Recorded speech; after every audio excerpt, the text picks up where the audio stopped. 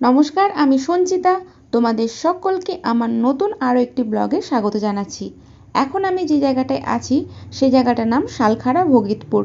আর শালখাড়া ভগীতপুর মানেই তো জানো ভগবতীর গাজন, এই জন্য শালখাড়া ভগীতপুর বিখ্যাত। আর এই হলেন মা ভগবতী। আজকে এনাকে উদ্দেশ্য করেই এই গাজনের আজ রাত গাজনের দিন। আর এখন থেকেই আমি আমার ব্লগটা শুরু করলাম। গাজনে কেমন জাঁকজমক থাকবে সেটা বলতে পারছি না, কারণ অনেক বছর পরে দেখছি তো। তবে পাড়ায় পাড়ায় যে এরকম বড় বড় বক্সের সেট দেখছি, তাতে বোঝা যাচ্ছে মাইক পরবটা ভালোভাবেই হচ্ছে। আর যেহেতু এই গ্রামে এই গাজনটা বিশাল জাঁকজমকভাবে হয়, তাই গোটা গ্রামের বিভিন্ন জায়গায় এরকম বড় বড় লাইটের গেট তোমরা দেখতেই পাবে। আর তার সঙ্গেই দেখতে পাবে অগুন্তি মানুষের ভিড়। এত বড় গ্রামে একটা এমন বাড়ি নেই যে বাড়িতে অতিথি আসেনি। গ্রামের প্রত্যেকটা বাড়িতে অতিথিতে ঠাসা। আর মাঝে মাঝে রাস্তাতে এরকম বড় বড় বক্সের শেড দেখতে পাওয়াটা কমন ব্যাপার। কথা না বলতেই আরও একটা বক্সের শেড দেখতে পেলাম। রাত যত বাড়ছে তার সঙ্গে পাল্লা দিয়ে বাড়ছে মানুষের ভিড়। আর রাত গাজনে মানুষের ভিড়ভাট্টা হবে, এটাই স্বাভাবিক। হাঁটতে হাঁটতে অনেকটা রাস্তায় চলে এসেছি, আর একটুখানির মধ্যেই পৌঁছে গেছি ভগবতী মায়ের মন্দিরে।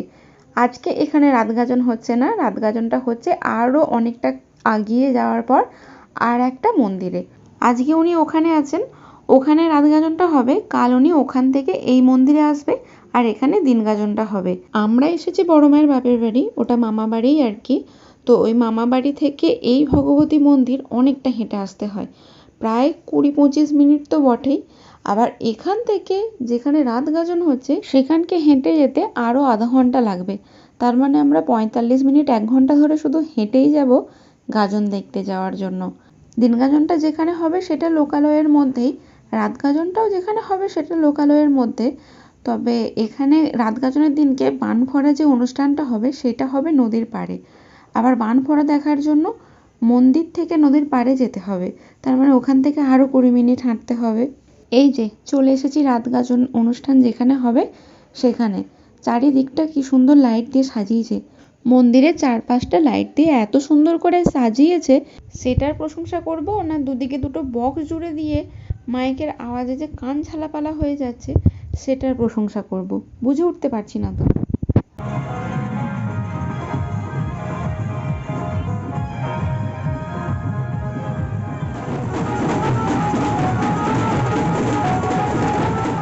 গাজনে কি নেই, ঢাক ঢোল বাজনা কোনো কিছুরই অভাব নেই। আর না থাকারই কথা, বছর শেষে মানুষ তো এই কটা দিনের জন্যই ওয়েট করে থাকে, কবে গাজন আসবে আর কবে তারা মন খুলে আনন্দ করতে পারবে।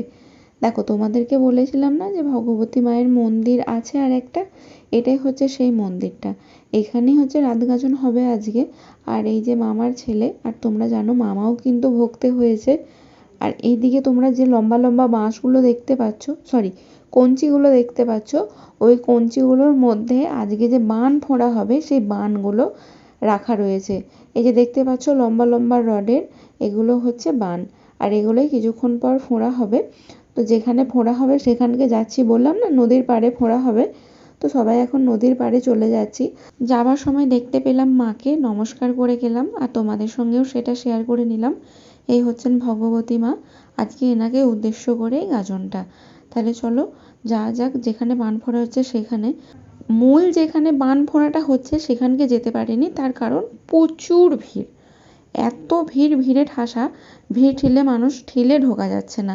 এদিকে সবাই দেখো একে একে বান ফুঁড়ে নিয়ে বেরিয়ে যাচ্ছে। আর ভক্তদের সঙ্গে ভক্তদের পরিবাররা আছে। এই যে দেখতে পাচ্ছ কত বাচ্চা বড় সবাই কিন্তু ভক্তে হয়েছে, আর সবাই বান ফুঁড়ছে।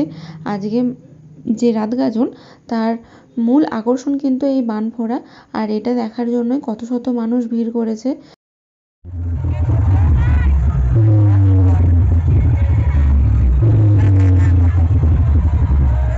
আগেই বলেছি যে যত রাত বাড়ছে তত কিন্তু মানুষের ভিড় বাড়ছে।